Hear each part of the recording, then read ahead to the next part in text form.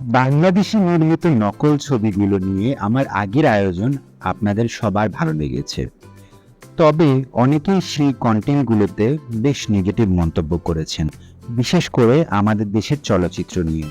যেখানে অনেকেরই প্রশ্ন ছিল, বাংলাদেশে কি ক্রিয়েটিভিটি বলে কিছু নেই, বা বাংলাদেশে কি মৌলিক গল্পের ছবি কখনোই তৈরি হয়নি? তো আপনাদের সকলের জ্ঞাতার্থে জানাচ্ছি যে আমাদের বাংলাদেশে অনেক সুন্দর সুন্দর মৌলিক গল্পের ছবি আগেও নির্মাণ হয়েছে, এখনও নির্মাণ হচ্ছে। আমাদের আজকের আয়োজনে আমি তুলে ধরব বাংলাদেশের কিছু ক্লাসিক মুভি যার গল্প ছিল মৌলিক, সেই সাথে নির্মাণশৈলী ছিল অতুলনীয় এবং সকলের মনে বিশেষ জায়গা দখল করে রয়েছে এই ছবিগুলো। তবে সবার জন্য বলছি, এখানে আমার একটা ভিডিওতে বাংলাদেশের সব ছবি কভার করা সম্ভব নয়। এরকম আরও আয়োজন সামনে আসবে। আজকের আলোচনায় আমরা 5টা ছবিকে তুলে ধরছি। নেক্সট আয়োজনে আমরা আবারও 5টি ছবি নিয়ে নতুন করে আয়োজন শুরু করব। আমার এই আয়োজনে প্রথম যে ছবি রয়েছে তার নাম সীমানা পেরিয়ে। সীমানা পেরিয়ে বাংলাদেশের একটি বিখ্যাত ছবি, যা মুক্তি পেয়েছিল 1977 সালে। ছবিটির পরিচালক ছিলেন আলমগীর কবির। ছবিটিতে মুখ্য ভূমিকায় অভিনয় করেছিলেন ভারতের অভিনেত্রী জয়শ্রী কবির এবং বাংলাদেশের বিখ্যাত অভিনেতা বুলবুল আহমেদ। ছবিটি ব্রিটিশ ফিল্ম ইনস্টিটিউটে সেরা 10 বাংলাদেশ চলচ্চিত্রে স্থান পেয়েছে। 1970 সালে উপকূলীয় অঞ্চলে এক ভয়াবহ জলোচ্ছ্বাসে একজন তরুণ ও একজন তরুণী ভাসতে ভাসতে একটি অজানা দ্বীপে এসে পৌঁছে যায়। সে সময় তারা জানতো না ওই দ্বীপে কোনো মানুষ বসবাস করে না এবং সেখানেই গড়ে তোলে তাদের নিজেদের বসতি। এভাবে দুজন তরুণ তরুণীর বেঁচে থাকার সংগ্রামের ঘটনা নিয়েই এগিয়ে গেছে ছবির গল্প। এই ছবি মুক্তির পর দর্শক সমালোচক সবার মন জয় করে নিয়েছিল। সেই সাথে বাচজাস পুরস্কারের 2টি শাখায় এবং জাতীয় চলচ্চিত্র পুরস্কারের 4টি শাখায় ছবিটি পুরস্কৃত হয়।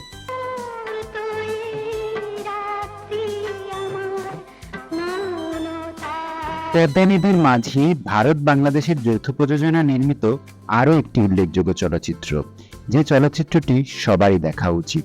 মানিক বন্দ্যোপাধ্যায়ের উপন্যাস অবলম্বনে এই চলচ্চিত্রটি দর্শক মহলে এখনও সমাদৃত।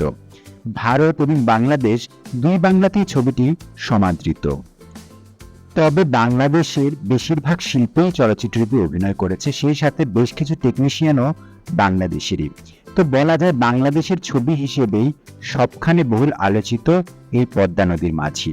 শুধু তাই নয়, বাংলাদেশে প্রায় 6টি ক্যাটাগরিতে জাতীয় চলচ্চিত্র পুরস্কার পেয়েছিল পদ্মা নদীর মাঝি। আবার ভারতেও 3টি ক্যাটাগরিতে জাতীয় পুরস্কার জিতেছিল পদ্মা নদীর মাঝি। পদ্মা নদীর মাঝিতে মূলত বাংলাদেশের বিক্রমপুর ফরিদপুর অঞ্চলের পটভূমিকায় নির্মাণ করা হয়েছিল। এই উপন্যাসের দেবীগঞ্জ এবং আমিনবাড়ি পদ্মার তীরবর্তী গ্রাম, এবং সেই উপন্যাসের সাথে মিল রেখেই গৌতম ঘোষ ছবিটি বানিয়েছিলেন। সেখানকার জীবনধারা, সেখানকার ক্ষুধা ও দারিদ্র্যের সাথে লড়াই, জেলে পাড়ার মাঝি ও জেলেদের জীবনের সুখ দুঃখ হাসি কান্না সবকিছুই ফুটিয়ে তোলা হয়েছিল পদ্মা নদীর মাঝিতে, যা এখনো আমাদের চোখে জীবন্ত। তুমি একটা পাষাণ, আমার বাপ মা ভাই বলে টিপা মরে একবার খবর নিলাম। দীপু নাম্বার 2 কেবলমাত্র সবার জন্য একটি চলচ্চিত্র নয়, অনেকের কাছে এক আবেগের নাম। দীপু নাম্বার 2 মোহাম্মদ জাফর ইকবালের এক অনবদ্য সৃষ্টি। তার কিশোর উপন্যাস অবলম্বনে চলচ্চিত্রটি পরিচালনা করেন বাংলাদেশের প্রখ্যাত পরিচালক মোরশেদুল ইসলাম।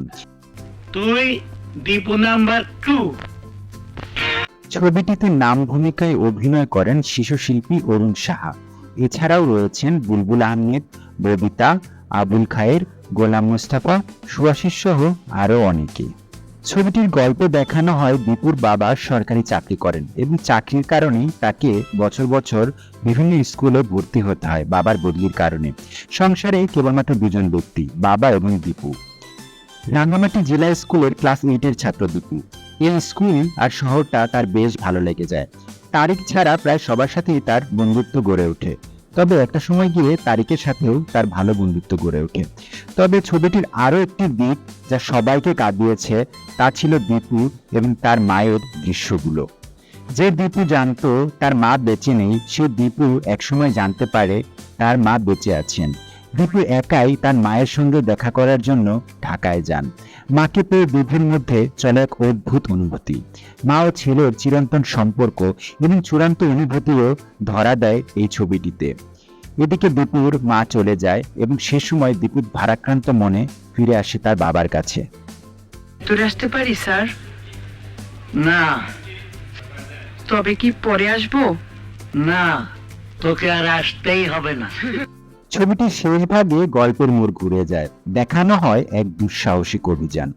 বুদ্ধি আর সাহস খাটিয়ে তারিকের নেতৃত্বে দেশের প্রত্নতাত্ত্বিক নিদর্শন মূর্তি পাচারকারী চক্রকে ধরিয়ে দেয় তারিক এবং দীপু।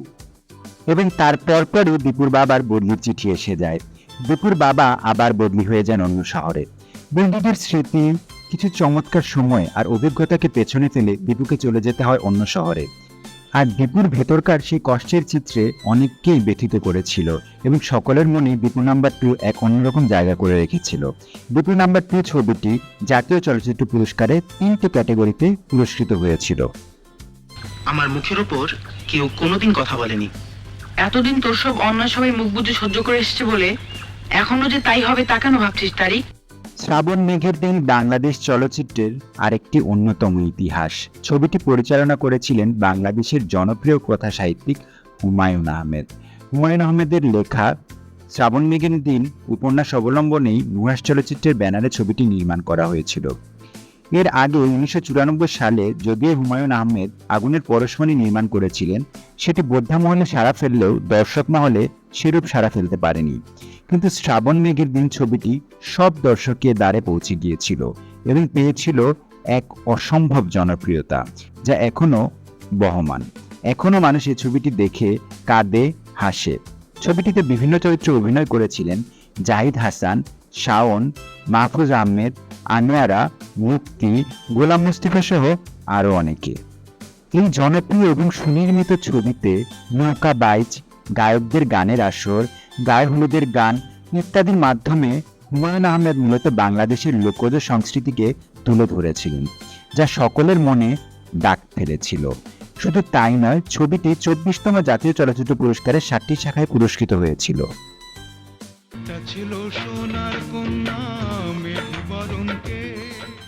লাল সালু ছবিটিও আপনারা দেখে নিতে পারেন। বাংলাদেশের মাস্ট ওয়াচ ছবির মধ্যে অবশ্যই লাল সালু একটি।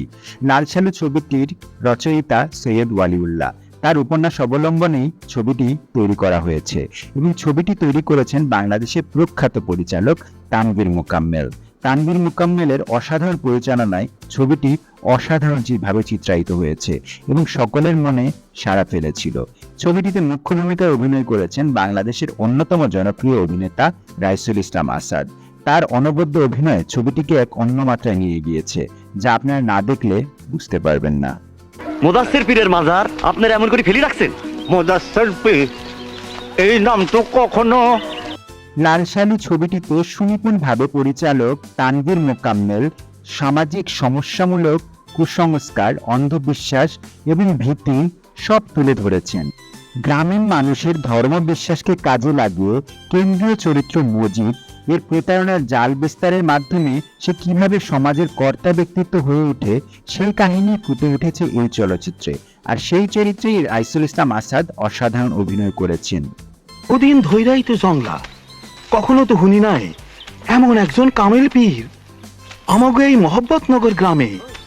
লাল সালুতে ফুটে ওঠা প্রত্যেকটি চরিত্র আমাদের কাছে এখনো জীবন্ত মনে হয়, আর এর পুরোটা ক্রেডিট চলে যায় ডিরেক্টর তানভীর মোকাম্মেলের কাছে।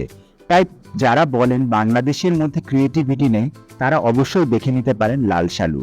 সেখানে পরিচালক সুনিপুণ দক্ষতার মাধ্যমে বাঙালি বাস্তব চরিত্র তুলে ধরেছেন। বামে মাটি ডাইনে মাটি, মাটি হবে বিছানা। সেই সাথে ছবিটির মাধ্যমে পরিচালক দিয়েছেন একটি বার্তাও। আপনারা সবাই সময় পেলেই দেখে নিতে পারেন ছবিটি ইউটিউবে অ্যাভেলেবেল আছে। হাসুস কেন? তানার তো অজু নাই, আমি জানি ওনার অজু নাই। আজকের মতো এখানে আবার দেখা হবে পরবর্তী আয়োজনে। ততক্ষণ পর্যন্ত সবাই ভালো থাকবেন। ধন্যবাদ।